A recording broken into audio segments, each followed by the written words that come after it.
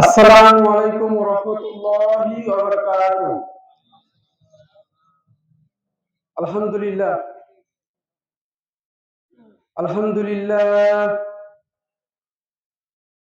আলহামদুলিল্লাহ নাহমাদুহু ওয়া নাস্তাঈনুহু ওয়া নাস্তাগফিরুহু ওয়া নাউযু বিল্লাহি মিন শুরুরি আনফুসিনা ওয়া মিন সাইয়্যাতি আ'মালিনা। من يهده الله فلا مضل له ومن يضلله فلا هادي له ونشهد أن لا إله إلا الله وحده لا شريك له ونشهد أن سيدنا وسندنا ومولانا محمدا عبده ورسوله. أما بعد فأعوذ بالله من الشيطان الرجيم. بسم الله الرحمن الرحيم. يا أيها الذين آمنوا صلوا عليه وسلموا تسليما. اللهم صل على سيدنا ونبينا وشفيعنا وحبيبنا ومولانا محمد صلى الله عليه وعلى آله وصحبه وبارك وسلم. সবাই দুরূদ শরীফ পড়ি। আল্লাহুম্মা সাল্লি আলা সাইয়্যিদিনা ওয়া নাবিয়িনা ওয়া শাফিঈনা ওয়া হাবিবিনা ওয়া মাওলানা মুহাম্মদ সাল্লাল্লাহু আলাইহি ওয়া আলা আলিহি ওয়া সাহবিহি ওয়া বারাক ওয়া সাল্লাম। আউযু বিল্লাহি মিনাশ শাইতানির রাজীম। বিসমিল্লাহির রহমানির রহিম। ইন্নাদ-দীনা ইনদাল্লাহিল ইসলাম। সাদাকাল্লাহুল আযীম। যে আল্লাহ পাক রব্বুল আলামিন আপনাকে আমাকে দয়া করে মায়া করে কুরআন ও হাদিসের মাজলিসে আলেম উলামা মুমিন মুত্তাকিন জাকিরিন শাকিরিনদের এক গুরুত্বপূর্ণ দামি মাজলিসে আসার বসার তৌফিক দান করছেন, এই জন্য শুকরিয়া তান সকলে বলে আলহামদুলিল্লাহ। এই মাজলিস অনেক গুরুত্বপূর্ণ এক পবিত্র দামি মাজলিস, যে আল্লাহ পাক রব্বুল আলামিনের সর্বশ্রেষ্ঠ পছন্দের জায়গা হচ্ছে মসজিদ, মাদ্রাসা, ওয়াজ মাহফিলের স্থান, হালকা জিকিরের স্থান, কোরআন তেলাওয়াতের স্থান। তো আল্লাহ পাক রব্বুল আলামিন আপনাকে আমাকে দয়া করে মায়া করে বিভিন্ন গুনার কাজে না রেখে এক জান্নাতি পরিবেশে আসার তৌফিক দান করেছেন, আলহামদুলিল্লাহ। তদ্রূপ আল্লাহ পাক রব্বুল আলামিনের আবার সর্বশ্রেষ্ঠ ঘৃণিত স্থান ওই স্থান, যে স্থানে মমতাজের মতো বাজে মহিলা, অপু বিশ্বাসের মতো বাজে মহিলা, পরিমণির মতো বাজে মহিলা, যে স্থানে টিভিতে গান চালিয়ে নাচ চালিয়ে, যে স্থানে বিড়ি বিক্রি হয়, চা বিক্রি হয়, মদের আসর, গাঁজার আসর, ইয়াবার আসর, জিনার আসর, জুয়ার আসর, ওই সব স্থান আল্লাহ পাক রব্বুল আলামিনের সর্বশ্রেষ্ঠ ঘৃণিত স্থান। তো আল্লাহ পাক রব্বুল আলামিন আপনাকে আমাকে দয়া করে মায়া করে ওই সব গাজার আসরে না রেখে, জুয়ার আসরে না রেখে, টিপির আসরে না রেখে এক জান্নাতি পরিবেশে আসার তৌফিক দান করছেন, আলহামদুলিল্লাহ। আসলে ভাই, এত বড় গুরুত্বপূর্ণ দাবি মাজলিসে আমার মতো মূর্খ অন্তপক্ষে এত বড় এই দামি মাজলিসে আলোচনা করার মতো মোটেও যোগ্যতা নাই।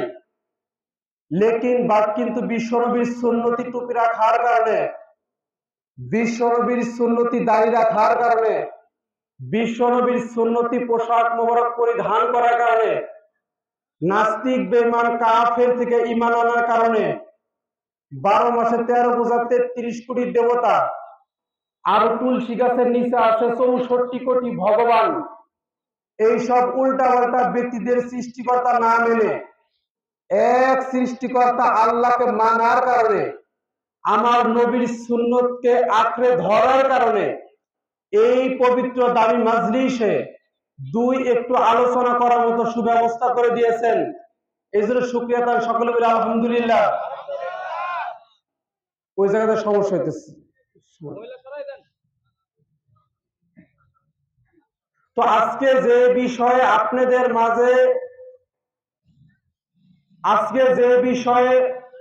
আপনাদের মাঝে আলোচনা উপস্থাপন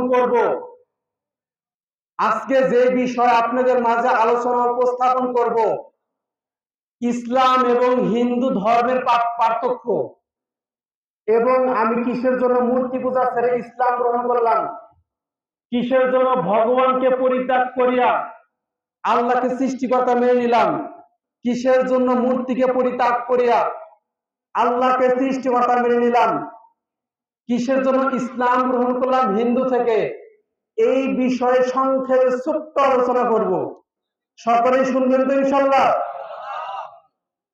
আল্লাহ পাক রব্বুল আলামিন পবিত্র কোরআন কারিমের মধ্যে বলেন, ইন্নাল্লাযীনা আমানু ওয়া আমিলুস সলিহাতি কানাত লাহুম জান্নাতুল ফিরদাউসি নুজুলা। ইন্নাল্লাযীনা আমানু, এখানে জুমা মুযাক্কার গায়বের সিগা আছে।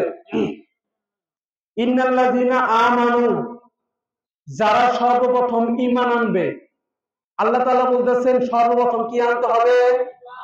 ঈমান আনতে হবে। এই এতটুক আয়াতের মাধ্যমে বোঝা যায়, একজন হিন্দু, বৌদ্ধ, খ্রিস্টান যদি বলে যে আমি 1,00,000 মসজিদ করে দিব, 1,00,000 মাদ্রাসা করে দিব, 1 কোটি টাকা গরিবদের বিলিয়ে দিব, কিন্তু ঈমান আনবো না, তাহলে ওই ব্যক্তি কোন ফায়দা হবে না। ইন্নাল্লাযীনা আমানু, সর্বপ্রথম ঈমান আনতে হবে। যেমন আমি ঈমান এনেছি, আমার হিন্দু এখন মা বাবা এখনো হিন্দু, শুধু আমি তো ঈমান আনছি। ইন্নাল্লাযীনা আমানু ওয়া আমিলুস সলিহাতি, এরপর কি করতে হবে? ভালো কাজ করতে হবে, নেক আমল করতে হবে। সেই নেক আমলটা কি? নামাজ পড়তে হবে, রোজা রাখতে হবে, হজ করতে হবে, জিকির আজকার করতে হবে, যাকাত দিতে হবে। ইন্নাল্লাযীনা আমানু ওয়া আমিলুস সলিহাতি, এরপরে নেক আমল করতে হবে, নামাজ পড়তে হবে। তো নামাজের বিষয় আপনাদের মাঝে আলোচনা করার আগে আমি একটু আমার জীবনী সম্পর্কে বলে নেই, কারণ বক্তা কি আমল করে শ্রোতাদের যদি আগে বলে তাহলে শ্রোতাদের বুঝতে সুবিধা হয়। আপনাদের দোয়ায় এ পর্যন্ত আমি ইসলাম গ্রহণ করার পরে ফজরের নামাজ এ পর্যন্ত আমার কাজা হয় নাই। আপনাদের দোয়ায় আমি ইসলাম গ্রহণ করার পরে এ পর্যন্ত জোহরের নামাজ আমার কাজা হয় নাই। আপনাদের দোয়ায় আমি ইসলাম গ্রহণ করার পরে এ পর্যন্ত আসরের নামাজ কাজা হয় নাই। আপনাদের দোয়ায় আমার জীবনে ইসলাম গ্রহণ করার পরে এ পর্যন্ত মাগরিবের নামাজ কাজা হয় নাই। আপনাদের দোয়ায় এ পর্যন্ত আমার জীবনে ইসলাম গ্রহণ করার পরে এশার নামাজ কাজা হয় নাই। আপনাদের দোয়ায় আমার জীবনে ইসলাম গ্রহণ করার পরে একটা রোজাও কাজা হয় নাই। আপনাদের দোয়ায় আমার জীবনে ইসলাম গ্রহণ করার পরে এ পর্যন্ত দাড়ির মধ্যে বস মারি নাই। তো আমি যখন আল্লাহ তাআলার আদেশ নিষেধ না মানিয়া, যখন আমার নবীর সুন্নতকে আঁকড়ে না ধরিয়া, যখন আমি বেঈমান অবস্থায় মারা যাব, যখন আমার নবীর সুন্নতকে আঁকড়ে না ধরিয়া, নামাজ না পড়িয়া, উদখুলু ফিস সিলমি কাফা এই আয়াতকে পরিপূর্ণভাবে না মানিয়া, যখন আমি আমার নবীর সুন্নতকে আঁকড়ে না ধরিয়া, যখন হঠাৎ করিয়া বেঈমান অবস্থায় মারা যাব, তখন আপনাকে আমাকে আল্লাহ পাক রব্বুল আলামিন জাহান্নামের মধ্যে নিক্ষেপ করে দিবেন। সাকার নাম একটা জাহান্নাম আছে, সেখানে আপনাকে আমাকে আল্লাহ পাক রব্বুল আলামিন নিক্ষেপ করবেন।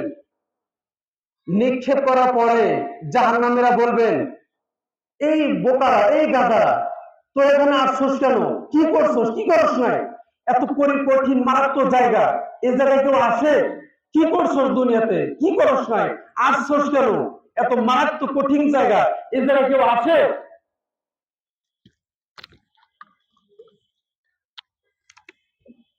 এত মারাত্মক কঠিন জায়গা, এই জায়গায় কেউ আসে? বোকার আগা দ্বারা এত এই মারাত্মক জাহান্নামে কেউ আসে? আফসোস কেন? তখন ওই সব জাহান্নামীরা বলবে, কলু লামনাকু মিনাল মুসাল্লিন। কি বলবে ভাই? কলু লামনাকু মিনাল মুসাল্লিন, আমরা দুনিয়াতে মুসল্লি ছিলাম না। তখন ওই সব নাফরমান বেঈমানরা ফেরেশতাদের বলবে, কলু লামনাকু মিনাল মুসাল্লি, আমরা দুনিয়াতে নামাজই ছিলাম না, নামাজ পড়তাম না। আল্লাহ ডাক মারতো 5 বার। আল্লাহ কয়বার ডাক মারতো? আল্লাহ ডাক মারতো, হাইয়া আলাস সালাহ, হাইয়া আলাস সালাহ, আসো নামাজের জন্য আসো, হাইয়া আলাল ফালাহ, হাইয়া আলাল ফালাহ, আসো কল্যাণের জন্য আসো। আল্লাহ তাআলা 5 বার ডাকতো, আল্লাহর ডাকে কোনো সাড়া দিতাম না। লামনাকু মিনাল মুসাল্লি, আজান হয়ে যাইতো, আমরা ব্যবসা করতাম। আজান হয়ে যাইতো, আমরা কাজ করতাম। আজান হয়ে যাইতো, আমরা বল খেলাইতাম। আজান হয়ে যাইতো, আমরা কৃষি কাজ করতাম। আজান হয়ে যাইতো, আমরা কাপড় বিক্রি করতাম, গেঞ্জি বিক্রি করতাম, বিভিন্ন ব্যবসা বাণিজ্যের মধ্যে লিপ্ত ছিলাম। কিন্তু আল্লাহ ডাকতো, সেই ডাকে আমরা সাড়া দেই নাই, নামাজ পড়তাম না। এই জন্য এই মারাত্মক কঠিন জাহান্নামের মধ্যে আল্লাহ পাক রব্বুল আলামিন নিক্ষেপ করছে। তো এই জন্য জাহান্নামে যাওয়ার 1 নাম্বার কারণ হচ্ছে নামাজ না পড়া।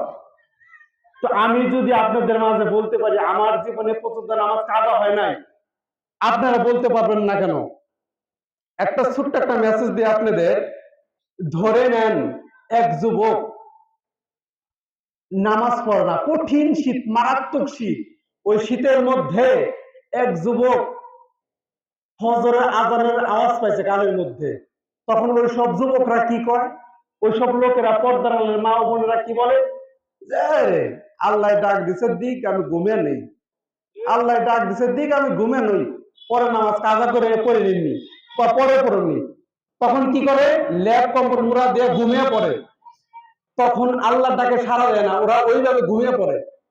ধরে নেন তার 5 মিনিট পরেই তার ঘরের দরজার মধ্যে সেনাবাহিনী, আর্মি, র্যাব, পুলিশ হাজির হয়ে গেছে। সেনাবাহিনী, আর্মি, র্যাব, পুলিশ আইসে হাজির হয়ে গেছে দরজার মধ্যে। সেনাবাহিনী বলতেছে, এই খোল। যে কে? আমি সেনাবাহিনী। এই খোল। আর কে? আমি ওসি, আমি ডিসি, আমি এসপি, আমি র্যাব। যে কি হয়েছে? তুই খোল, তোর নামে অ্যারেস্ট করবো, তোরে অ্যারেস্ট করবো, তোর নামে কমপ্লেন আছে। তখন ওই সব যুবক কি বলবে? যে আরে আল্লাহ ডাক দিছিল একটু আগে, তাই উঠি নাই, আর র্যাব এসে ডাক দিতেছে, আমি উঠবো নাকি? এ কথা বলবে না লাফ মেরে উঠবে? তখন কি করবে? লাফ মেরে কিন্তু উঠবে। লাফ মেরে যখন উঠবে, উঠার পরে দেখবে, যখন কপারটা খুলবে, খোলার পরে দেখবে যে পুলিশ, আর্মি, র্যাব, সেনাবাহিনী হাজির হয়ে গেছে। তখন দারোগা সব যদি বলে, তুই যে অন্যায় করছস, তুই যে অপরাধ করছস, তোর 1 বছর জেল দিয়ে দিব, 10 দিনের রিমান্ড দিয়ে দিব। আর এই 10 দিনের রিমান্ড থেকে যদি বাঁচতে চাস, 1 বছরের জেল থেকে যদি তুই বাঁচতে চাস, এই কনকনা শীতের মধ্যে, পুষ্করির মধ্যে, পুকুরের মধ্যে তোর 10টা ডুব দিতে হবে। তখন ওই সব ব্যক্তিরা কি করবে? 1 বছর জেল খাটবে না 10টা ডুব দিবে বলেন? তখন বলবে যে স্যার, আমি 10টা ডুব না, আমি 50টা ডুব দিব, 100 ডুব দিব, 1000 ডুব দিব, কিন্তু 1 বছর জেল খাটবো না। এই কথার মাধ্যমে আপনাদের আমি কি বুঝাইতে পারলাম? কি বুঝলেন? যে 5 মিনিট আগে আল্লাহ ডাক দিছে, উঠলো না। 5 মিনিট পর র্যাব ডাক দিছে, সেনাবাহিনী ডাক দিছে, ওইটা করছে। এই কথার মাধ্যমে আপনাদের আমি কি বুঝাইতে পারলাম? কি বুঝলেন? ওই ব্যক্তি ও র্যাব দিকে ভয় পাইছে, আল্লাহর দিকে ভয় পায় নাই। ওই ব্যক্তি সেনাবাহিনীর দিকে ভয় পাইছে, কিন্তু আল্লাহর দিকে ভয় পায় নাই। ওই ব্যক্তি পুলিশ দিকে ভয় পাইছে, কিন্তু আল্লাহর দিকে ভয় পায় নাই। ওই ব্যক্তি পুলিশ, এসপি, দারোগা সাহেবের দিকে ভয় পাইছে, কিন্তু আল্লাহকে দিকে ভয় পায় নাই। আজকে দেখা যায় মানুষ 7 থেকে 8% মানুষ 5 ওয়াক্ত নামাজ পড়ে। 7 থেকে 8% মানুষ 5 ওয়াক্ত নামাজ পড়ে। এই জন্য আমার পর্দার আলের মা ও বোনেরা, আমি হিন্দুর ঘরে জন্মগ্রহণ করে যদি বলতে পারি যে আমি জীবনে 1 ওয়াক্ত নামাজ কাজা করি নাই, এবং কিয়ামত পর্যন্ত যদি আল্লাহ তাআলা আমারে বাঁচিয়ে রাখেন, কিয়ামত পর্যন্ত আমি 5 ওয়াক্ত নামাজ পড়বো ইনশাআল্লাহ। আমার সামনে যদি 5,000 মিলিয়ন টাকা দেওয়া হয় যে এক ওয়াক্ত নামাজ কাজা কর, আমার দ্বারা সম্ভব না। ওই 5,000 মিলিয়নের মধ্যে লাথি মারবো, কিন্তু এক ওয়াক্ত নামাজ কাজা করবো না। তো ইন্নাল্লাযীনা আমানু ওয়া আমিলুস সলিহাতি, নেক কাজ করতে হবে। তো নেক কাজ আর কি? নামাজ, এরপর কি? রোজা। যেহেতু পবিত্র রমজান মাস আমাদের মাঝে কিছুদিন পরেই আসতেছে, এই পবিত্র রমজান আপনাকে আমাকে কাজে লাগাতে হবে। আপনাদের দোয়ায় এ পর্যন্ত আমি একটা রোজাও কাজা করিনি। তো আমি আপনাদের কাছে আবেদন করব, আমি যদি হিন্দুর ঘরে জন্মগ্রহণ করিয়া বলতে পারি যে আমি একটা রোজাও কাজা করি নাই, এক তো নামাজও কাজা করি নাই, এই যে দেখেন আপনার সাথে আমার কি কন্টাক্ট হইতেছে, মোবাইলে ভিডিও হইতেছে এবং আল্লাহ তাআলা ভিডিও করতেছে, যে আপনাদের আমি কিভাবে বুঝাই। তো আমি যদি নিয়োগ করতে পারি যে আমি কিয়ামত পর্যন্ত যদি বেঁচে থাকি এক ওয়াক্ত নামাজ কাজা করব না, একটা রোজাও কাজা করব না, আপনাদের আমি সাক্ষী রেখে বলতেছি, আমি কান ধরে তওবা করতেছি আপনাদের মাঝে, আমার জীবনে এক ওয়াক্ত নামাজ কাজা করি নাই এবং করবো না। আমার সাথে কারা কারা একমত আল্লাহ তাআলাকে হাতটা দেখায় দেন। আল্লাহ আমাদের সবাইকে কবুল করেন। আল্লাহ আপনি বলছেন এতিমের দোয়া আমি কবুল করি। আল্লাহ আমি তো এতিম না, আমি এতিমের ঘরে এতিম। হে আল্লাহ, যারা হাত উঠাইছে, আল্লাহ আমার মা থাকতে মা নাই, বাপ থাকতে বাপ নাই, আমি এতিমের ঘরে এতিম। আল্লাহ আল্লাহ আমার দোয়া আপনি কবুল করেন। এই মাজলিসের এরিয়ার মধ্যে যারা ঢুকছে, আল্লাহ সবাইকে আপনি নিষ্পাপ বানিয়ে দেন। সবাই হাত নামাই। তো ইন্নাল্লাযীনা আমানু ওয়া আমিলুস সলিহাতি কানাত লাহুম জান্নাতুল ফিরদাউসি নুজুলা, যে ব্যক্তি ঈমান আনবে এরপরে নেক আমল করবে, আমি আল্লাহ তাআলা জান্নাতুল ফিরদাউস দান করব। আল্লাহ তাআলা কিন্তু বলেন নাই ইন্নাল্লাযীনা আমানু কানাত লাহুম জান্নাতুল ফিরদাউসি নুজুলা, আল্লাহ কিন্তু এই কথা কখনো বলেন নাই। আল্লাহ বলছে ইন্নাল্লাযীনা আমানু ওয়া আমিলুস সলিহাতি কানাত লাহুম জান্নাতুল ফিরদাউসি নুজুলা, যে ব্যক্তি ঈমান আনবে এরপর ভালো কাজ করবে, আমি আল্লাহ তাআলা জান্নাত দিব। তো এই জন্য ভাই বিভিন্ন জায়গায়, যেহেতু পবিত্র রমজান মাস, বিভিন্ন জায়গায় গ্যাঞ্জাম লাগে, মারামারি লাগে। তারাবি নামাজ নিয়ে আমরা বিভিন্ন জায়গায় যাই, তারাবি নামাজ নিয়ে গ্যাঞ্জাম লাগে, মারামারি লাগে। একজন বলে 8 টাকা, আরেকজন বলে 20 টাকা। এর কয় কয় রাকাত করব? আপনাদের মাঝে আমি একটা মেসেজ দিতে চাই, বুঝিয়া বুঝিয়া জবাব দিবেন। 8 টাকাতের মধ্যে কিয়াম বেশি না 20 টাকাতের মধ্যে কিয়াম বেশি? 8 টাকাতের মধ্যে কিয়াম বেশি না 20 টাকাতের মধ্যে কিয়াম বেশি?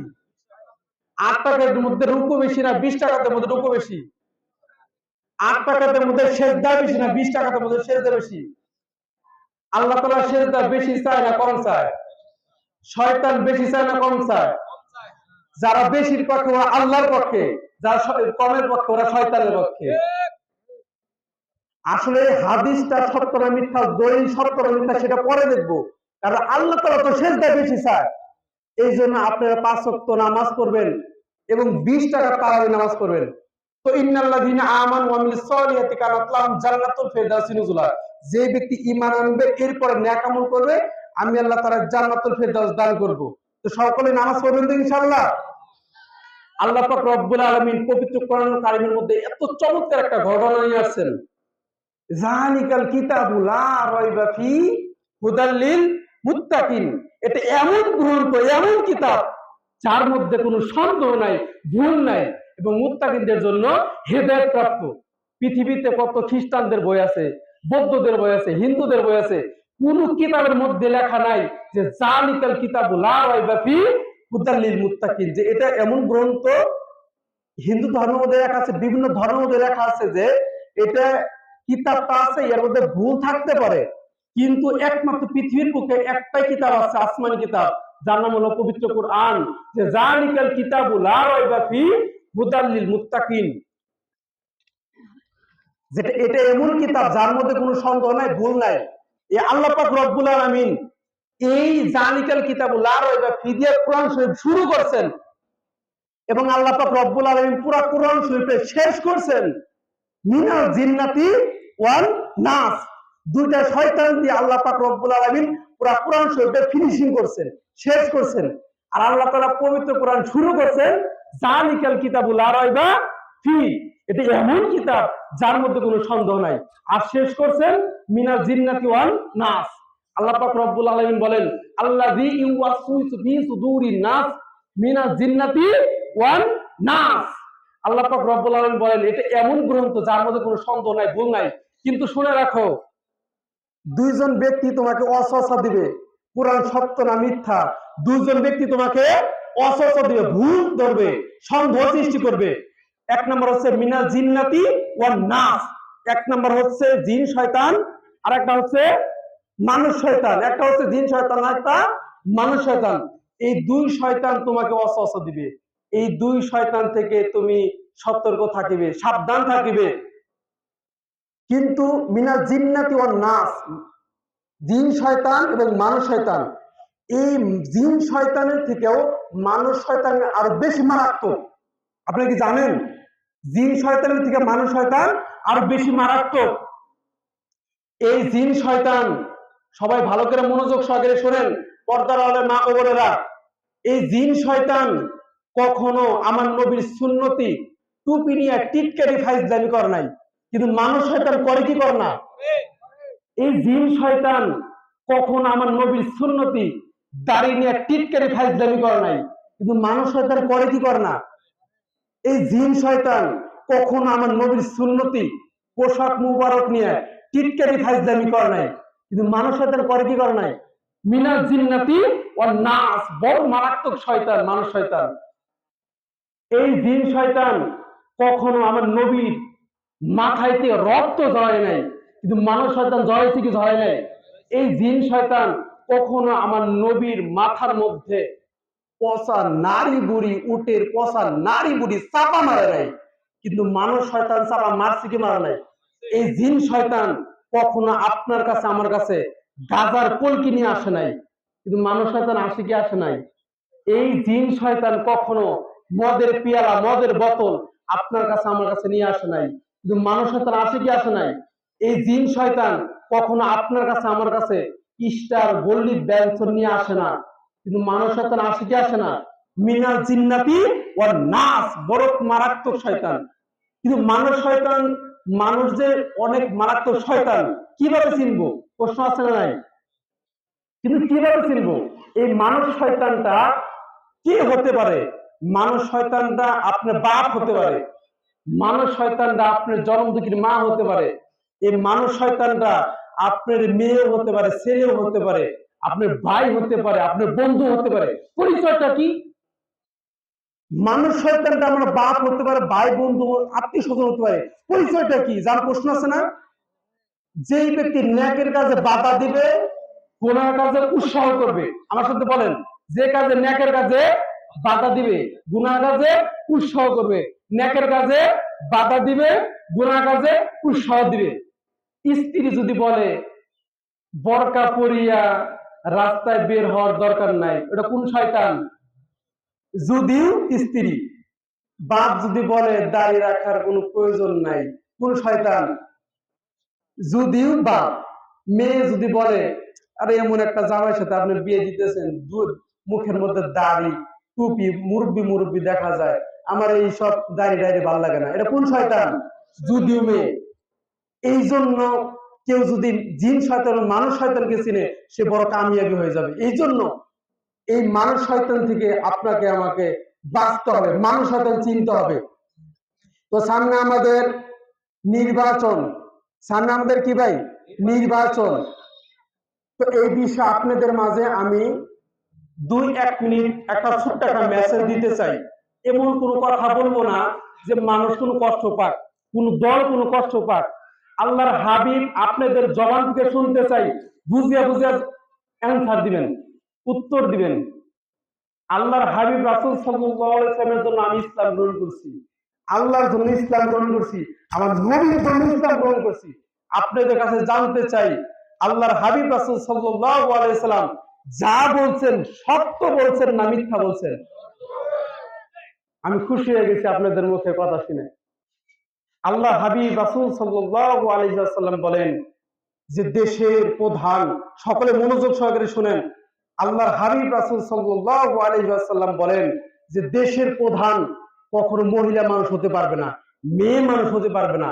দেশের প্রধান হবে একজন ছেলে মানুষ। কিন্তু কোন ছেলে মানুষ? প্রশ্ন আছে কি আছে না?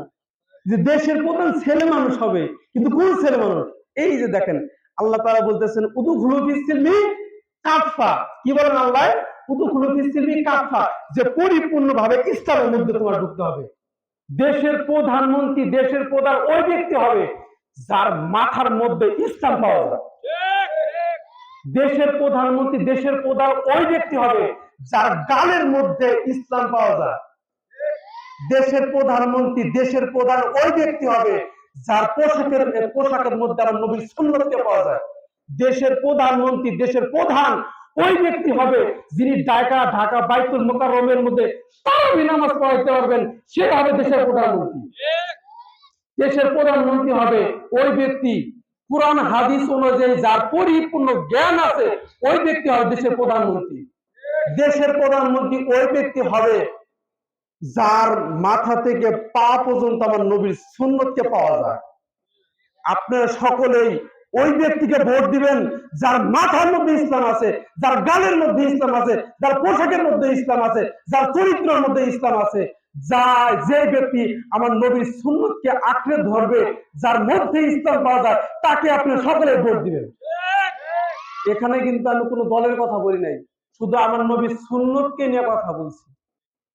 এখানে কিন্তু কোনো দলের কথা বলি না। আমি বিভিন্ন জায়গায় যাই, অনেকে বাধা দেয়, বিভিন্ন জায়গায় যাই, অনেকে বাধা মারে। আমি কিন্তু কোনো দলের কথা বলি নাই, আমি বলছি আমার নবীর সুন্নতকে নিয়ে। যেই ব্যক্তি আমার নবীর সুন্নতকে আঁকড়ে ধরবে, তাকে মহব্বত করবেন, তাকেই আমরা সকলে প্রধানমন্ত্রী বানাবো। কথা ঠিক কিনা? এরপরে আসেন আমাদের দেশে অশান্তি লাগে কি নিয়ে। আল্লাহ পাক রব্বুল আলামিন কি চমৎকার একটা ঘটনা নিয়ে আসছে। আল্লাহু আকবার। আল্লাহ পাক রব্বুল আলামিন সূরা বাকারা 275 নম্বর আয়াতের মধ্যে কি একটা চমৎকার ঘটনা নিয়ে আসছে। আল্লাহ পাক রব্বুল আলামিন সুদকে করেছেন কি হারাম এবং ব্যবসাকে করেছেন হালাল। যারা মনে করে ব্যবসা তো সুদের মতোই, নাউজুবিল্লাহ। এই সুদ কাকে বলে? কোন কোন জিনিস সুদ? সুদের গুনাহ জানেন আপনারা? জানেন, এটা হলো কোরআন বয়ান, জানেন। এরপর আমি আপনাদের মেসেজ দিচ্ছি। তো সুদ কাকে বলে? সুদ কি কি জিনিস? কেউ যদি সুদ খায়, মুখস্থ করেন, কেউ যদি সুদ খায়, সুদ দেয়, সুদের সাক্ষ্যদাতা, সুদের লেখকদাতা, এই চার শ্রেণী ব্যক্তি একই অপরাধী। এই মারাত্মক কিছুদিন আমি আগে আয়াতটা দেখছি। তো এই সুদের রয়েছে ৭৩টি গুনাহ। কয়টি গুনাহ ভাই? সুদের রয়েছে ৭৩টি গুনাহ। ৭৩টি গুনাহের মধ্যে সবথেকে ছোট গুনাহ কি? নাউজুবিল্লাহ, আস্তাগফিরুল্লাহ। সুদের মধ্যে রয়েছে কতটি গুনাহ? ৭৩টি গুনাহ। ৭৩টি গুনাহের মধ্যে সবথেকে ছোট গুনাহ হচ্ছে, জানা প্রয়োজন আছে না? নিজের মায়ের সাথে সহবাস করা। নাউজুবিল্লাহ, আস্তাগফিরুল্লাহ। আমি এই আয়াতটা যখন দেখছি আমি অবাক হয়ে গেছি। হায়রে আল্লাহ, আল্লাহ কি বলছে, আল্লাহর হাবিব কি বলছে? ৭৩টি গুনাহের মধ্যে সবথেকে ছোট গুনাহ মায়ের সাথে সহবাস করা। নাউজুবিল্লাহ। সব থেকে ছোট গুনাহ যদি এইটা হয়, সব থেকে বড় গুনাহ কি জানার প্রয়োজন আছে না নাই? সব থেকে বড় গুনাহ হচ্ছে আল্লাহ এবং রাসূলের সাথে যুদ্ধের জন্য প্রস্তুত হওয়া। নাউজুবিল্লাহ। তো এই জন্য আল্লাহ পাক রব্বুল আলামিন বলেন, কেউ যদি সুদের সাথে জড়িত থাকে, এরপরে ওই ব্যক্তি যদি তওবা করে, খাঁটি তওবা করে, আমি আল্লাহ তাআলা মাফ করে দেব। তো এই জন্য আর আপনারা আরেকটা বিষয় বলি, এই জন্য আমরা কেউ সুদের সাথে জড়িত থাকবো না।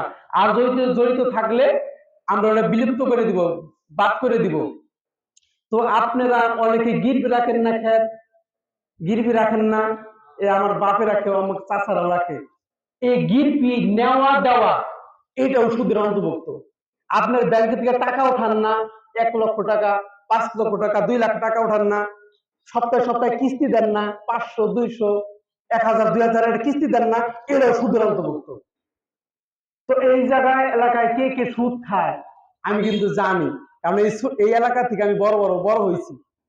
ছোট থেকে আমি বড় হয়েছি। তো কে কে সুদের সাথে জড়িত আছেন আমি কিন্তু জানি। এই জন্য আমার পর্দার আলের মা ও বোনেরা, আমার যুবক ভাইরা, যুবতী বোনেরা, পর্দার আলের মা ও বোনেরা, যারা সুদের সাথে জড়িত আছেন, ওই সুদের থেকে আপনারা বিলুপ্ত করে আল্লাহর কাছে তওবা করবেন, আল্লাহ তাআলা আপনাকে মাফ করে দিবেন। তো আরেকটা মেসেজ, সেটা হচ্ছে আল্লাহ পাক রব্বুল আলামিন সূরা নিসা 2 বা 3 নম্বর আয়াতের মধ্যে বলেন, ফাঙ্কিহু, তবে বিয়ে করো। আল্লাহ তাআলা বলতেছেন, কি চমৎকার একটা ঘটনা নিয়ে আসছেন, ফাঙ্কিহু মা তাবা লাকুম মিনাস সামাই মাসনা ওয়া সুলাসা ওয়া রুবা ফাইন কিফতুম আল্লাহ তা'দিলু ফাওয়াহিদা। কি একটা চমৎকার ঘটনা নিয়ে আসছে আল্লাহ তাআলা। আল্লাহ তাআলা বলতেছে ফাঙ্কিহু, তবে বিয়ে করো।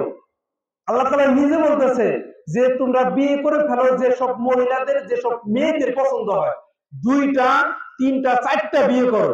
আল্লাহ তাআলা বলতেছে যে 2টা বিয়ে করো, 3টা বিয়ে করো, 4টা বিয়ে করো, কিন্তু কথা আছে, যদি সমানভাবে সমকক্ষ বজায় নিরাপত্তা না দিতে পারো তাহলে ফাওয়াহিদা, একটা বিয়ে করো, কিন্তু গুনার কাজ করা যাবে না। আল্লাহ হাবিব রাসূল সাল্লাল্লাহু আলাইহি ওয়াসাল্লাম বলেন যে হে যুবক, কারো যদি বিবাহের বয়স হয় সে যেন, আর কারো যদি বিবাহের বয়স হয় আর ওই ব্যক্তি যদি বিবাহ করার সামর্থ্য থাকে সে যেন বিবাহ করে নেয়, আর যদি বিবাহ করার সামর্থ্য না থাকে সে যেন রোজা রাখে, কিন্তু এরপরে গুনাহ করা যাবে না। আজকে বিশেষ করে আমার পর্দার আলের মা ও বোনেরা, বাবারা, আপনাদের বলবো, আপনাদের ছেলে মেয়েদের বিবাহের বয়স হয়েছে, আপনাদের ছেলে মেয়েদের বিবাহ বয়স হয়ে গেছে, কিন্তু আপনারা বুঝেন না, আপনাদের মেয়েদের সময় মতো বিয়ে দেন না, আপনাদের ছেলেদের সময় মতো বিয়ে করেন না, এই জন্য বিভিন্ন কাজে, গুনার কাজে লিপ্ত হয়ে যায়। আপনাদের ছেলে মেয়েদের সময় মতো বিবাহ করেন না, বিবাহ দেন না, এই জন্য হাজার হাজার সেকেন্ড, হাজার হাজার ঘন্টা, হাজার হাজার মিনিট ফেসবুকের মধ্যে নষ্ট হয়। একটা মানুষ ফেসবুক চালায় কিসের জন্য? উদ্দেশ্য কি? মেসেঞ্জারে চালায় কিসের জন্য?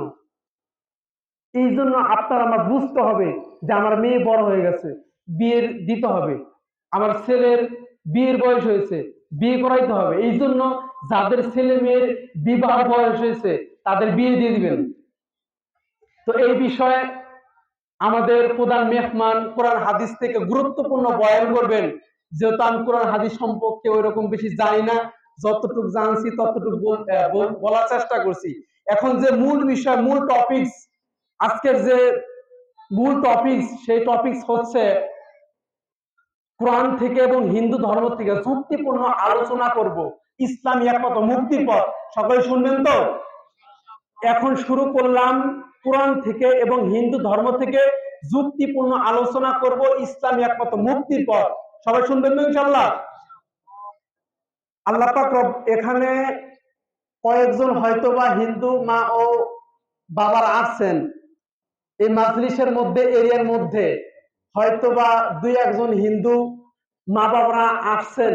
যদি কোনো হিন্দু মা বাবারা এসে থাকেন, আপনারা অনুগ্রহভাবে আপনারা বসুন, আপনাদের ধর্ম সম্পর্কে এবং আমাদের কোরআন সম্পর্কে গুরুত্বপূর্ণ বয়ান এখনই শুরু করবো ইনশাআল্লাহ। সকলেই মনোযোগ সহকারী বয়ান শোনার চেষ্টা করুন। এখানে একটু সমস্যা হয়, দেখেন না আপনারা, সমস্যা হইতেছে, আমার কবিরা গুনাহ হইতেছে। কবিরা গুনাহ হইতেছে, বয়ান করে লাভ কি?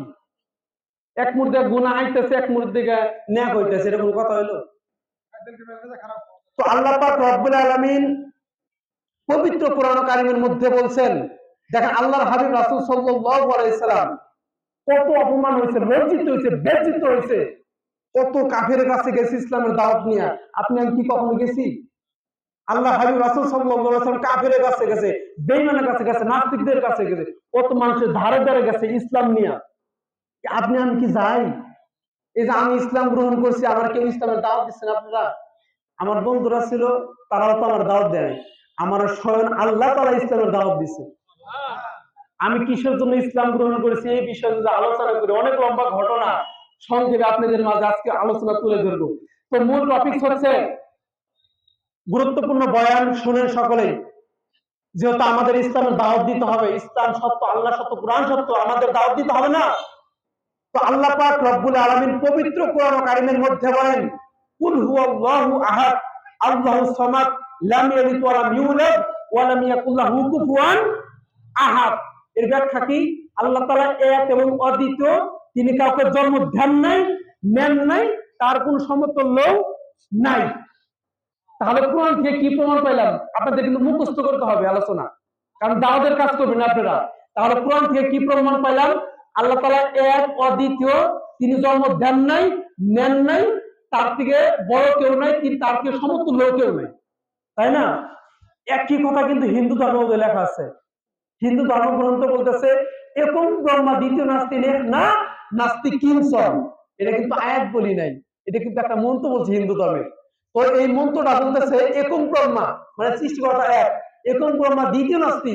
দ্বিতীয় নাস্তি বলতে সৃষ্টিকর্তা বলতে দ্বিতীয় কেউ নাই।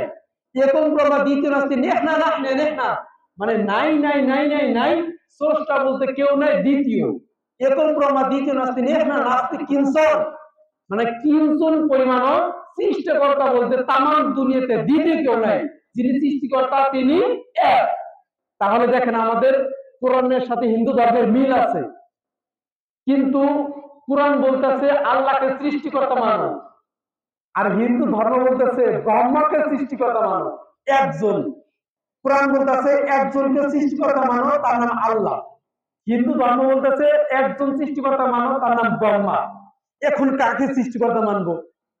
এখন আমরা এই জন্য ব্রহ্মাকে সৃষ্টিকর্তা মানবো না। কারণ কি? ওই ব্রহ্মা বিবাহ করেছেন, তার স্ত্রীর নাম সরস্বতী। আল্লাহর স্ত্রীর নাম কি? কথা বল। এই জন্য আল্লাহকে সৃষ্টিকর্তা মানতে হবে। কিসের জন্য? আল্লাহর স্ত্রী নাই, আর ব্রহ্মার স্ত্রী আছে। এখন যে ব্যক্তির স্ত্রী আছে আর যে ব্যক্তির স্ত্রী নাই, সে কি এক হতে পারে? তাহলে কাকে সৃষ্টিকর্তা মানতে হবে? আল্লাহকে। দেখেন যুক্তিপূর্ণ বিষয় কিন্তু। তাহলে 1 নম্বর পয়েন্ট। 2 নম্বর পয়েন্ট, আমাদের কোরআন হাদিসের মধ্যে লেখা আছে মূর্তি পূজা করা যাবে, মাজার পূজা করা যাবে, কবর পূজা করা যাবে। হিন্দু ধর্মের মধ্যে একই কথা আছে। হিন্দু ধর্মের মধ্যে গীতা অধ্যায় নম্বর 7 শ্লোক নম্বর 20 এবং যজুর্বেদের 40 নম্বর অধ্যায় বলতেছে ওই ব্যক্তি মূর্তি পূজা করে যারা মূর্খ, বোকা, গাধা, পাগল, ওই ব্যক্তি একমাত্র মূর্তি পূজা করে। কোরআনের সাথে মিল আছে কি নাই? এরপরে হিন্দু ধর্মের মধ্যে লেখা আছে তুমি মূর্তি পূজা করিয়া করিয়া করিয়া করে নরকে প্রবেশ করো। কোরআনের সাথে মিল আছে না নাই? তাহলে দেখেন কোরআন থেকে প্রমাণ পাইলাম মূর্তি পূজা করা যাবে, হিন্দু ধর্ম থেকে প্রমাণ পেলাম মূর্তি পূজা করা যাবে না। 3 নম্বর পয়েন্ট, আল্লাহ পাক রব্বুল আলামিন পবিত্র কোরআন কারিমের মধ্যে বলেন ইন্নাদ দীনা ইনদাল্লাহিল ইসলাম। এর ব্যাখ্যা কি? যে একমাত্র শুধুমাত্র আল্লাহ তাআলার মনোনীত পছন্দের ধর্মের নাম ইসলাম। আলোচনা কিন্তু বুঝলেন আপনারা, তাহলে সাপের মতো বয়ান করে গেলাম, বুঝলেন না, কোনো ফায়দা নাই। বুঝতে পারতেছেন? আল্লাহ পাক রব্বুল আলামিন বলতেছে ইন্নাদ দীনা ইনদাল্লাহিল ইসলাম। এর ব্যাখ্যা কি? যে আল্লাহ পাক রব্বুল আলামিনের একমাত্র শুধুমাত্র মনোনীত পছন্দের ধর্মের নাম ইসলাম। হিন্দু ধর্মের মধ্যে কিন্তু এই কথাটা লেখা আছে, জানেন? হিন্দু ধর্মের মধ্যে লেখা আছে ঋগ্বেদের 1 নম্বর পৃষ্ঠার 1 নম্বর মন্ত্র 1 নম্বর শ্লোক। হিন্দু ধর্ম বলতেছে এতাং ইসলামান পশান ইল্লাল্লাহ। ব্যাখ্যা কি জানেন? এটা কিন্তু একটা মন্ত্র বললাম হিন্দুদের। হিন্দু ধর্ম বলতেছে এদাং ইসলামান পশান ইল্লাল্লাহ। এর ব্যাখ্যা হচ্ছে এদাং অর্থ দিন বা জীবন বিধান। ভালো করে বুঝেন, এদাং অর্থ দিন বা জীবন বিধান। এদাং ইসলাম, ইসলাম একটা সংস্কৃত শব্দ। ইসলাম অর্থ হলো ইসলাম। এদাং ইসলাম পশাং, পশাং মানে মনোনীত ধর্মের নাম, বাছাইকৃত ধর্মের নাম। এদাং ইসলাম পশাং ইল্লাল্লাহ, ওই ইল্লাল্লাহ হলো সৃষ্টিকর্তা। এর অনুবাদ হচ্ছে ইল্লাল্লাহর পছন্দের ধর্মের নাম ইসলাম। তাহলে হিন্দু ধর্ম থেকে কি প্রমাণ পেলাম? ইল্লাল্লাহ হলো আল্লাহ, তাহলে আল্লাহ তাআলার পছন্দের ধর্মের নাম ইসলাম। কোরআন থেকে কি প্রমাণ পেলাম? ইন্নাদ দীনা ইনদাল্লাহিল ইসলাম। ব্যাখ্যা কি? আল্লাহ তাআলার পছন্দের ধর্মের নাম ইসলাম। এবার হিন্দু ধর্ম থেকে কি প্রমাণ পেলাম? এদাং ইসলাম পশাং ইল্লাল্লাহ। এর ব্যাখ্যা কি? যে আল্লাহ তাআলার পছন্দের ধর্মের নাম ইসলাম। তাহলে দেখেন কোরআন থেকে এবং হিন্দু ধর্ম থেকে দুইটা ধর্ম থেকে প্রমাণ করলাম যে আল্লাহ পাক রব্বুল আলামিনের একমাত্র শুধুমাত্র মনোনীত পছন্দের ধর্মের নাম ইসলাম। এখন যদি ইসলাম গ্রহণ না করেন কিছু করার নাই তোমার। দুইটা ধর্মতে কিন্তু প্রমাণ করছি আল্লাহ সত্য, নবী সত্য। এখন যদি ইসলাম গ্রহণ না করে কিছু করার নাই। বাস। আমাদের ইসলাম ধর্মের মধ্যে লেখা আছে, মূল কথা যে কথা বলিয়া আমি চরমনাতে কালিমা পড়ে মুসলমান হয়ে যাই। ইসলাম ধর্মের মূল কথা হচ্ছে লা ইলাহা ইল্লাল্লাহু মুহাম্মাদুর রাসূলুল্লাহ।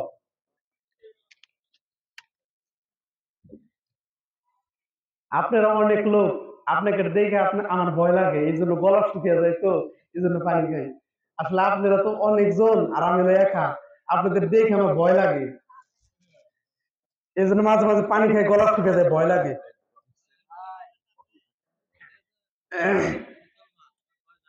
তো ইসলাম ধর্মের মূল কথা কি ভাই? লা ইলাহা ইল্লাল্লাহু মুহাম্মাদুর রাসূলুল্লাহ। ব্যাখ্যা কি?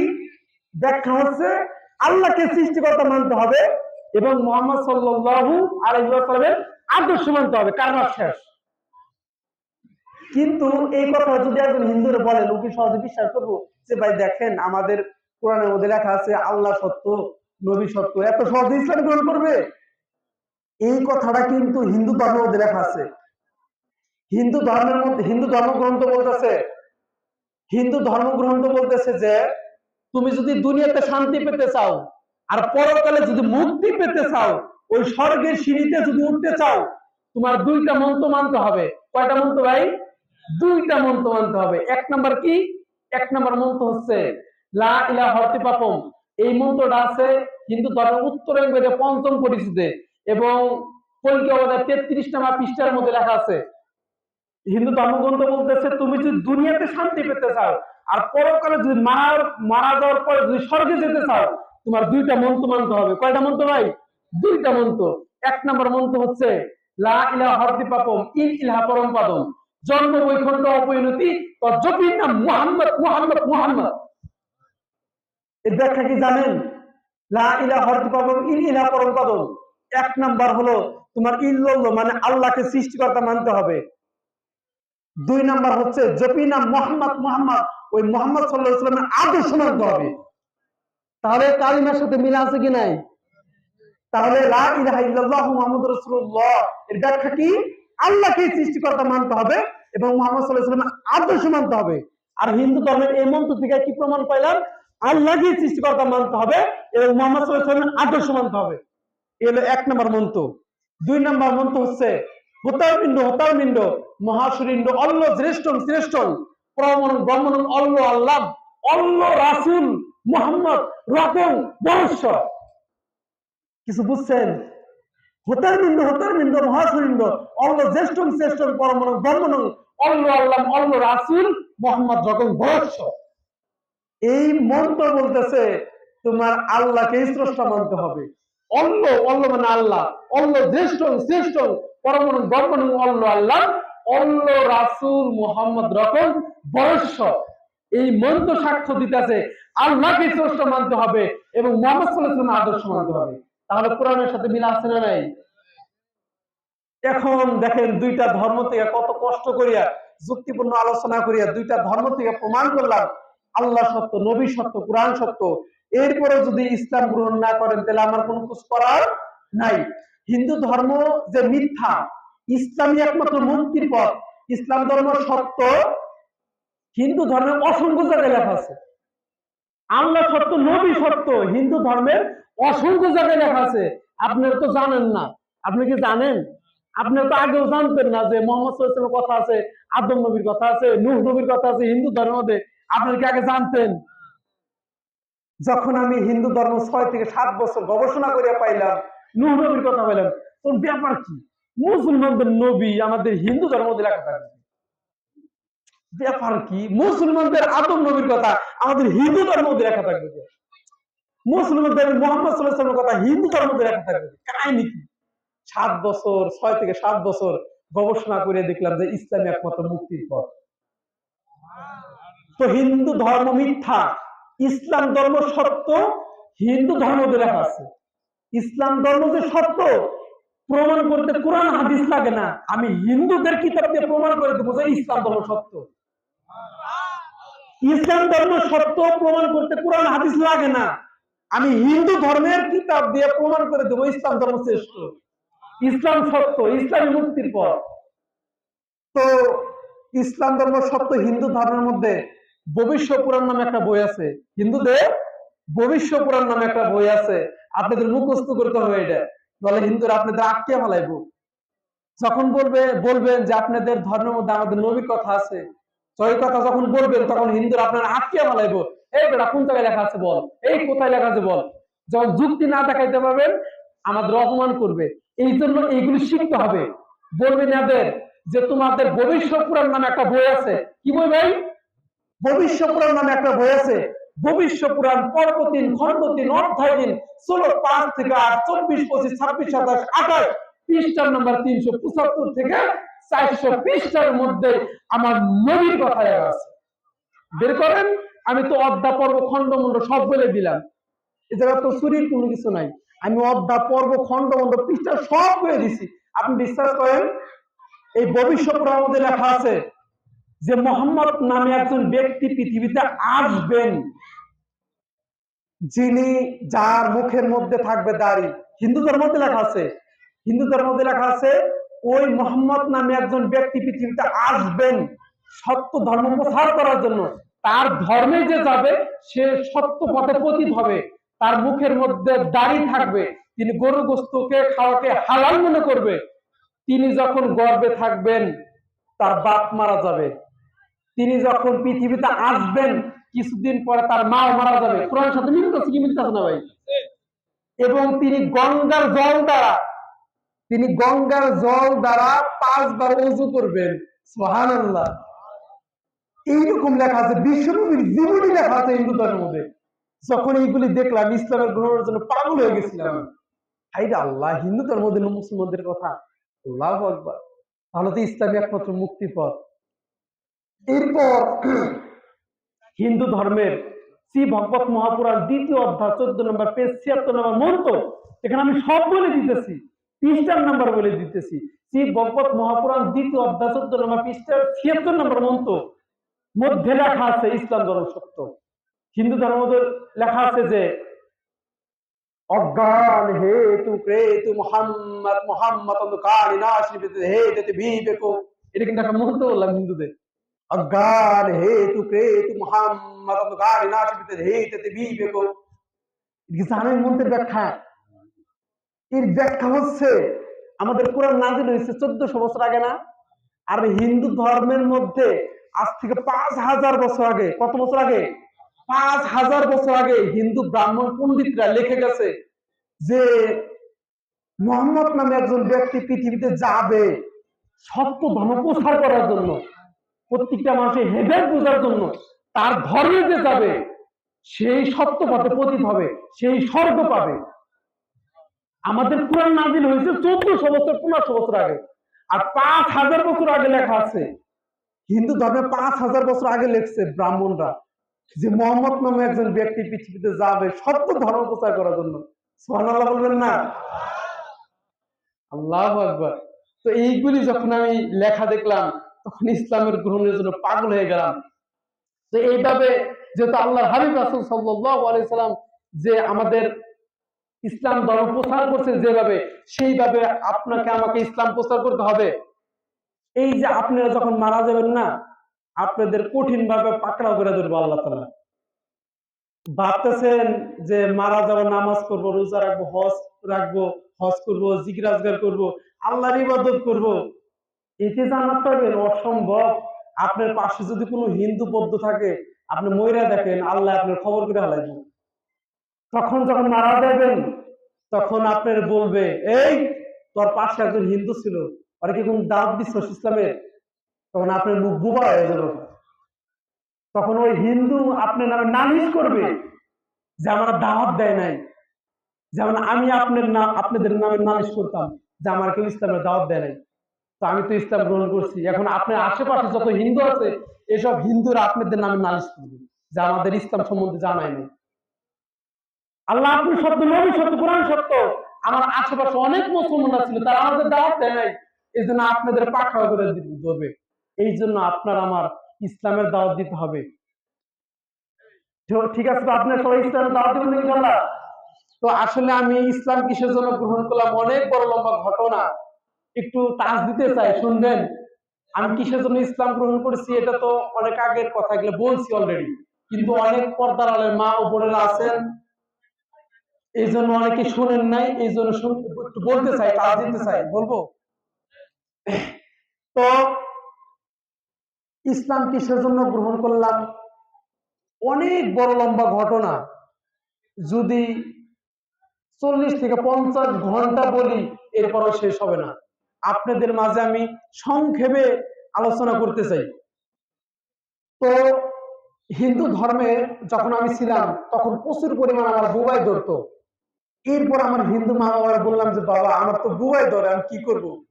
তখন হিন্দু মা বাবা বলে যে বাবা যদি দুর্গা লক্ষ্মী সরস্বতী মূর্তির নাম নিয়ে ঘুমাইতে পারো তোমার আর বুবাই ধরবে না। তখন আমি মূর্তির নাম নিয়ে শুরু করলাম, এরপরে বুবাই ধরে, কি করুন, ছাড়েই না বুবা। তখন আমি একটা ভিডিও দেখি, যখন ফেসবুক চালাইতাম ভিডিও দেখি, ভিডিওর মধ্যে এক বক্তা বলতেছে যে যে ব্যক্তি রাতে সূরা ফাতিহা বলা নাচ বলে ঘুমাবে ওই রাত্রে বুবাই ধরবে না। এরপর আমি আমল করা শুরু করে দিই, তারপরে থেকে আমরা বুবাই ধরে না। কিন্তু যেদিন সূরা ফাতিহা বলা নাচ না বলি সেদিন কঠিন বুবাই ধরে। ব্যাপার কি, সূরা ফাতিহা বলা নাচ বললে বুবাই ধরে না, না বললে বুবাই ধরে, কারণ কি, কাহিনী কি? তখন চিন্তা করলাম এই সূরা ফাতিহা নাযিল করছে কে, তৈরি করছে কে, বানাইছে কে? এটা তো আল্লাহ তাআলা বানাইছেন। এরপর মূর্তিকে ডাকা বাদ দিয়ে দিই, এরপরে শুধু আল্লাহকে ডাকা শুরু করে দিই। এরপরে হিন্দু অবস্থায় যেরকম মেধা ছিল, হিন্দু অবস্থায় ভাবতাম সৃষ্টিকর্তা দুইজন, এক আল্লাহ এক ভগবান, যেরকম মেধা ছিল, ছোট ছোট ছিলাম তো আমি আল্লাহকেও ডাকতাম ভগবানকেও ডাকতাম। তখন আমি ইসলাম ধর্ম সত্য স্বপ্নে প্রমাণ পেয়ে যায়, ইসলাম ধর্ম সত্য স্বপ্নে প্রমাণ পেয়ে যায়। কিন্তু চিন্তা করলাম যে আমি যে আল্লাহকে ডাকি, আমি যে ভগবানকে ডাকি, আমি তো ভুল পথের মধ্যে আছি। নলে আল্লাহ সত্য, নলে ভগবান সত্য, কিন্তু আমি প্রমাণ করব কিভাবে, কিভাবে বুঝবো আল্লাহ সত্য না ভগবান সত্য? এরপরে আমি প্রত্যেকটা রাত্রে আল্লাহকে ডাকতাম ভগবানকেও ডাকতাম। তখন চিন্তা করলাম যে সত্যের সন্ধান আমার জানতে হবে, বুঝতে হবে। এরপরে আমি প্রত্যেকটা রাত্রে আল্লাহকে ভগবানকে ডাকতাম। এরপরে আমি চিন্তা করলাম এমন একটা টেকনিক করতে হবে আল্লাহর জন্য বেজার না হয়, ভগবানের জন্য বেজার না হয়, মানে ভয়, যে ভগবানকে ডাকা বাদ দিন, ভগবান যদি মেরে ফেলায়, আবার আল্লাহকে ডাকা বাদ দিন, আল্লাহ তো আমার বুবাই ধরা থেকে বাঁচাইতেছে, এরকম একটা কাজ করে। তখন আমি চিন্তা করলাম কোরআনের মধ্যে লেখা আছে সৃষ্টিকর্তা একজন, হিন্দু ধর্মের মধ্যে লেখা আছে সৃষ্টিকর্তা একজন, কিন্তু সৃষ্টিকর্তাকে এটা আমার জানতে হবে। এরপর আমি আল্লাহকে এবং ভগবানকে ডাকা বাদ দিয়ে দিই। দেখেন আল্লাহ তাআলাকে পরীক্ষা করে আমি ইসলাম গ্রহণ করছি। আল্লাহ তাআলা মানুষকে পরীক্ষা করে না, আর আমি নিজে আল্লাহ তাআলাকে পরীক্ষা করে ইসলাম গ্রহণ করছি, একটা আজব কাহিনী।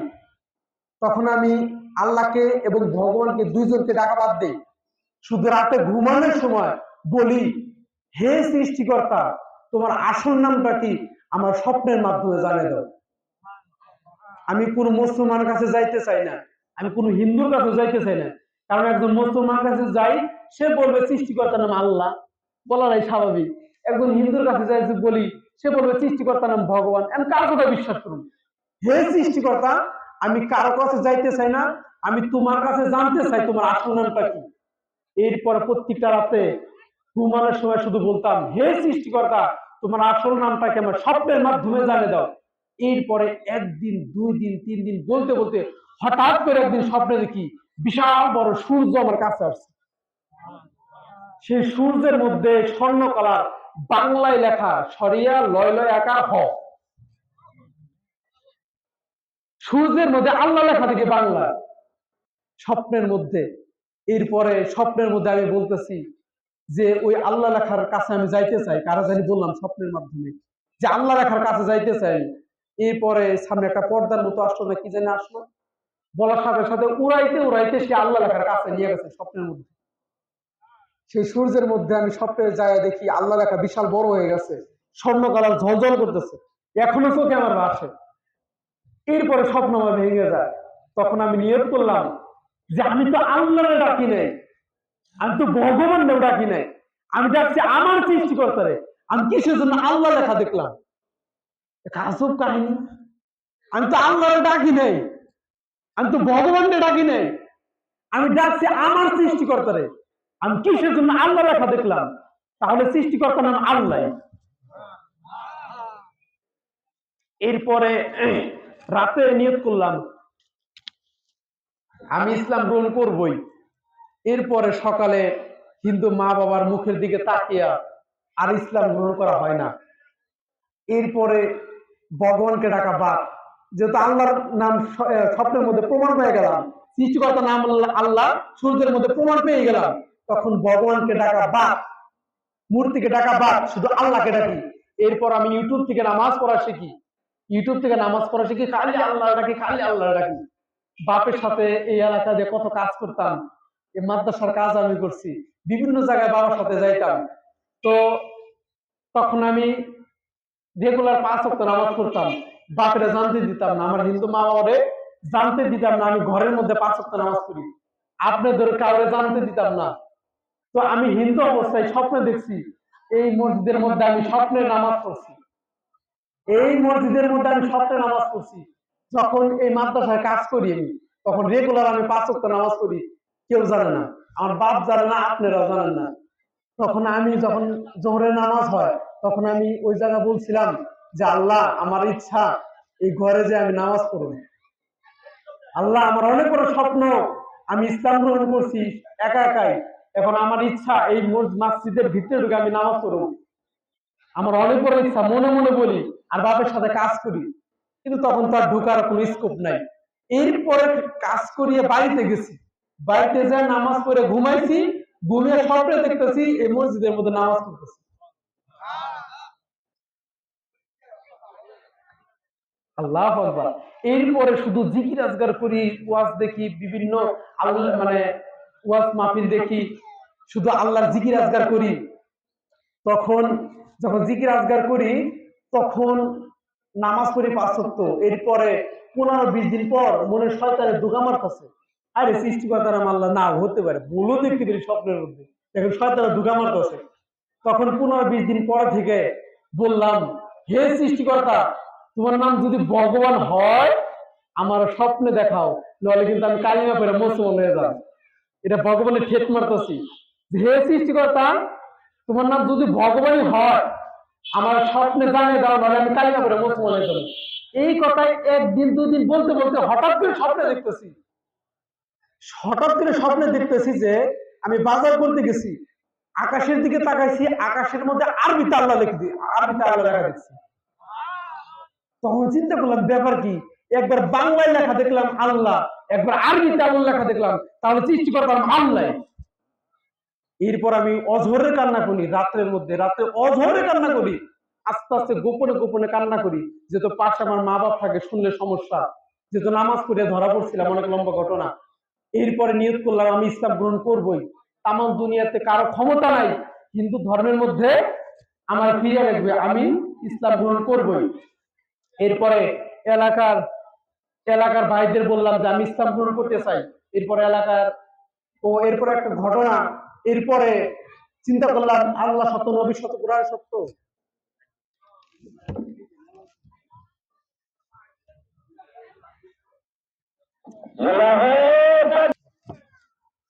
এরপরে চিন্তা করলাম যে আল্লাহ সত্য, নবী সত্য, কুরআন সত্য, কিন্তু হিন্দু ধর্মের মধ্যে কি লেখা আছে এটা তো আমার দেখতে হবে।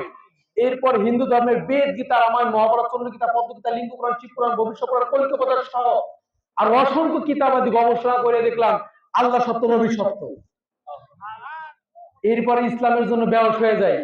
এরপরে আমি বাড়িতে আসি, আসার পরে ওযু করিয়া পবিত্র অবস্থায়, পবিত্র লুঙ্গি পরিয়া, পবিত্র পোশাক পরিয়া, সূরা ফাতিহা নাচ করে ঘুমাইছি।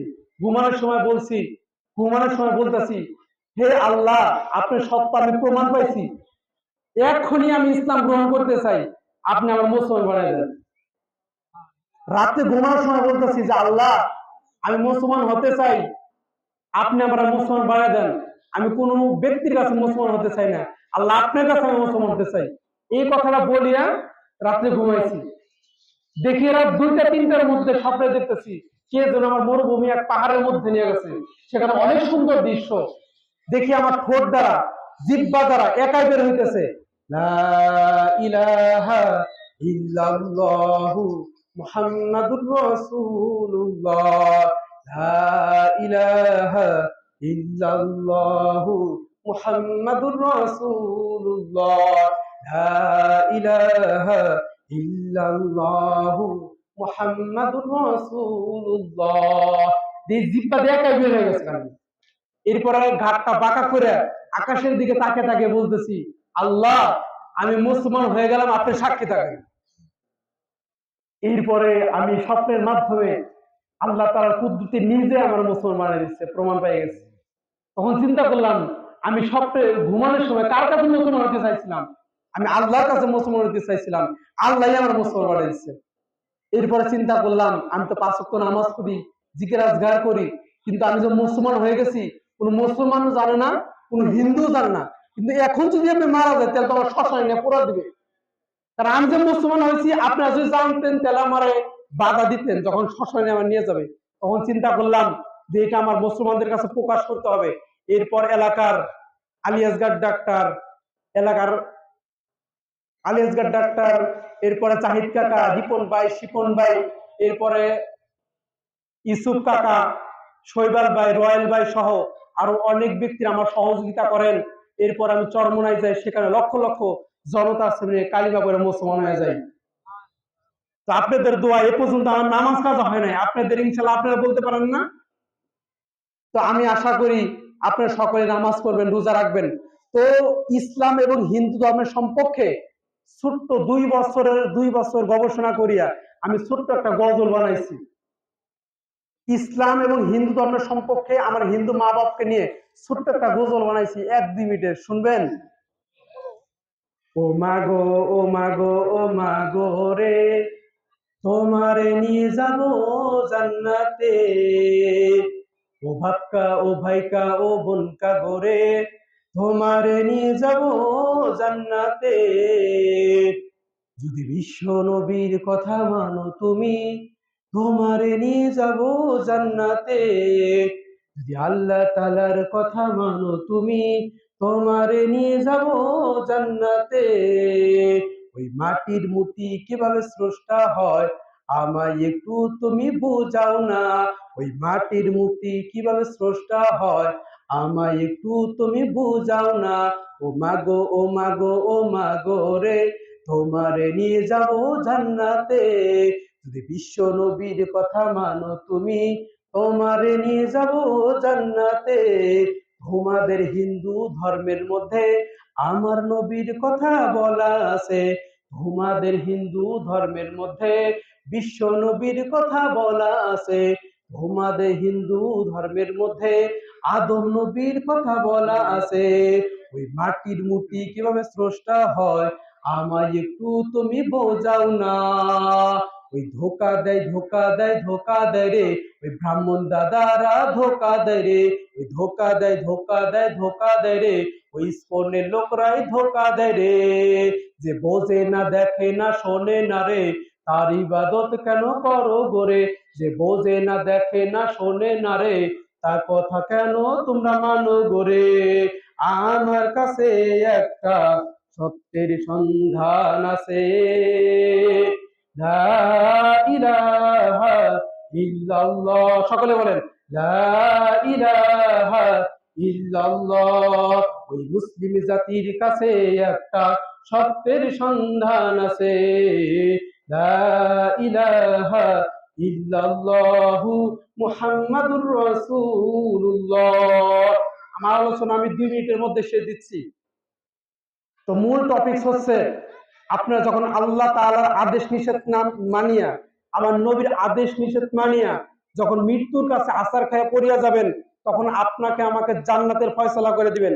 যখন আপনি আমি জান্নাতের মধ্যে যাব, তখন সকল জান্নাতীরা বলবে, তখন আল্লাহ তাআলা বলবেন, হে আমার জান্নাতীরা, আমি যে ওয়াদা করছিলাম সেই ওয়াদা আমি পালন করছি নাকি?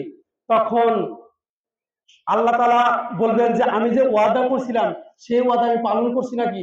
তখন সকল জান্নাতীরা বলবো আমরা, আল্লাহ আপনি যে নাজ নেয়ামত দেওয়ার কথা তার থেকে লক্ষ কোটি গুণ আমরা নাজ নেয়ামত পেয়ে বেশি পেয়ে গেছি, কিন্তু আল্লাহ আপনি একটা ওয়াদা এখন পর্যন্ত পালন করেন নাই।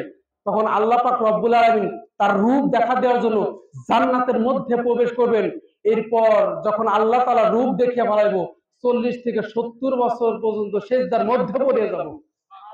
তো আমরা সকল নামাজ পড়তে চাই না ভাই? আল্লাহর হাবিব রাসূল সাল্লাল্লাহু আলাইহি সাল্লাম বলেন, হে আমার সাহাবীরা, হে আমার উম্মতেরা, তিন জায়গায় আমাকে খোঁজ করিও।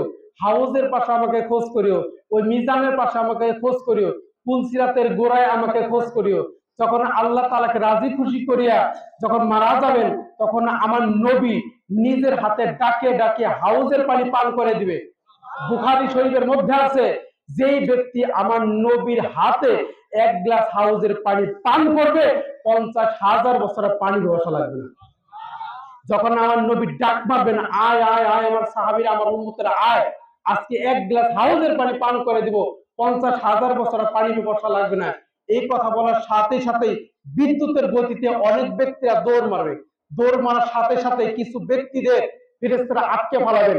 তখন বলবেন, নবী আপনি আমাদের ডাক দিচ্ছেন, দেখেন এই সব ফেরেশতারা আমাদের আটকে ফেলাইছে, আসতে দেয় না। তখন আল্লাহর হাবিব রাসূল সাল্লাল্লাহু আলাইহি সাল্লাম বলবেন যে আসতে দাও, আমার সাহাবীদের, আমার উম্মতদের আসতে দাও। তখন ফেরেশতারা বলবে, নবী আপনি তো জানেন না কিসের জন্য এই সব ব্যক্তিদের আটকে ফেলাইছি। এরা দুনিয়াতে নামাজ পড়তো না, রোজা রাখতো না, হজ করতো না, জিকির আজকার করতো না, ওর মেয়ের মধ্যে ইসলাম ছিল না, ওর ছেলের মধ্যে ইসলাম ছিল না, ওরা নামাজ রোজা কিছুই করতো না, ইসলামকে পরিপূর্ণ করে ফেলাইছে, ইসলামকে পরিবর্তন করে ফেলাইছে, আপনার সুন্নত করে মহব্বত করে নাই, এই জন্য আটকে ফেলাইছি। এই জন্য এরপরে যখন আল্লাহ হাবিব রাসূল সাল্লাল্লাহু আলাইহি সাল্লামের কাছে এরপরে কিছু ব্যক্তিরা যখন হাজির হতে পারবে, আমার নবী নিজের হাতে হাউজের পানি পান করে দিবে। যেই ব্যক্তি আমার নবীর হাতে পানি পান করবে হাউজের, 50,000 বছর পানি পিপাসা লাগবে না। তো এই জন্য আমার বাবার, আমার মায়েরা, পর্দার আলের মা ও বোনেরা, আপনাদের হাতেও ধরি পায়েও ধরি, আমি হিন্দুর ঘরে জন্মগ্রহণ করিয়া যদি বলতে পারি কিয়ামত পর্যন্ত যদি আল্লাহ তাআলা আমাকে বাঁচিয়ে রাখে, এক ওয়াক্ত নামাজ কাজা করব না, একটা রোজাও কাজা করব না, দাড়ির মধ্যেও পোষ মারবো না। আপনারা পারবেন না কেন? এই জন্য আপনাদের বলবো, আপনারা 5 ওয়াক্ত নামাজ পড়বেন, রোজা রাখবেন, হজ করবেন, জিকির আজকার করবেন, ইতিমের অভিভাবক হবেন, ইতিমকে বাপ বলিয়া ডাক দিবেন, ইতিমকে ভাই বলিয়া ডাক দিবেন, ইতিমকে বন্ধু বলিয়া ডাক দিবেন। দেখেন আমার অভিভাবক আলী আজকার ডাক্তার, ইসুফ কাকা, জাহিদ কাকা, এরা আমার অভিভাবক। আমার মা থাকতো মা নাই, বাপ থাকতো বাপ নাই, বাপ ভাই বোন আত্মীয় স্বজন থাকতেও কেউ নাই। আজকে আমার বাড়িতে আমি যাইতে পারি না, আমার অনেক বড় কষ্ট। এই জন্য আমার জন্য দোয়া করবেন। আমি হিন্দুর ঘরে জন্মগ্রহণ করে যদি বলতে পারি কিয়ামত পর্যন্ত আল্লাহ তাআলা যদি আমাকে বাঁচিয়ে রাখে, এক ওয়াক্ত নামাজ কাজা করবো না, একটা রোজাও কাজা করবো না, দাড়ির মধ্যেও পোষ মারবো না, আপনারা কেন পারবেন না? এই জন্য আপনাদের আমি একটা মেসেজ দিয়ে শেষ দিতে চাই পয়েন্টটা, যখন আজান হবে দুইজন ব্যক্তির কথা মনে রাখবেন, জীবনে আপনাদের নামাজ কাজা হবে না। যখন মসজিদের মধ্যে আজান হয়ে যাবে, দুইজনের কথা স্মরণ করবেন। এক নম্বর আল্লাহর কথা স্মরণ করবেন, 2 নম্বর শয়তানের কথা স্মরণ করবেন। যখন আজান হবে তখন চিন্তা করবেন, আল্লাহ বলতেছে মসজিদের মধ্যে ঢুক, শয়তান বলতেছে মসজিদের মধ্যে ঢুকিস না। এখন বিবেক দিচ্ছে আপনাকে, আপনি কার কথা শুনবেন? যখন মসজিদের মধ্যে আজান হবে দুইজনের কথা স্মরণ করবেন। কজনের কথা ভাই? এক আল্লাহর কথা, 2 নম্বর শয়তানের কথা। আল্লাহ বলতেছে মসজিদের মধ্যে ঢুক, শয়তান বলতেছে ঢুকিস না। এখন কার কথা শুনবেন? বিবেক খাটাইবেন। এই জন্য আমার হিন্দু মা বাবার জন্য দোয়া করবেন, আমার জন্য দোয়া করবেন। আল্লাহ তাআলা যেন আমার আলেম হিসেবে কবুল মঞ্জুর করেন। আপনাদের কাছে দোয়া চাই আমার মা বাবার জন্য। আমার মা থাকতো মা নাই, বাপ থাকতো বাপ নাই, আত্মীয় স্বজন কেউ নাই। আপনাদের কাছে দোয়া চাই আল্লাহ তাআলা যেন আমাকে আলেম হিসেবে কবুল মঞ্জুর করেন। ও আখিরি দাওয়ানা আনিল হামদুলিল্লাহি রাব্বিল আলামিন। আসসালামু আলাইকুম ওয়া রাহমাতুল্লাহি ওয়া বারাকাতুহু।